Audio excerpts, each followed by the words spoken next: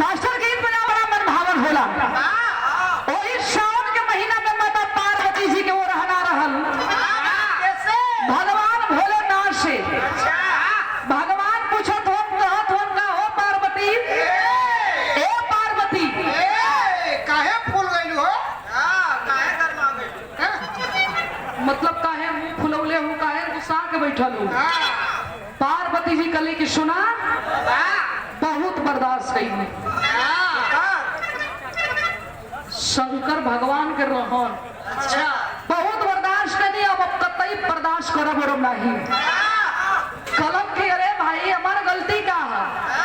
कहली की गलती दिन भर गांजा भांग पी के भकुआइल रहेला फिर गलती पूछत हुआ। भगवान कलर तो होत रहेला कली की ना मानब हो। गणेश भगवान के गोदी में उठवली आ नैहर जाए के तैयारी बना देली। भगवान जान गिलन की तो चल जीहन पार्वती जी के कलाई पकड़ले हुन आ कहत हुन कि सुना ए भैया तोरे समझ से पार्वती लोकत हुन का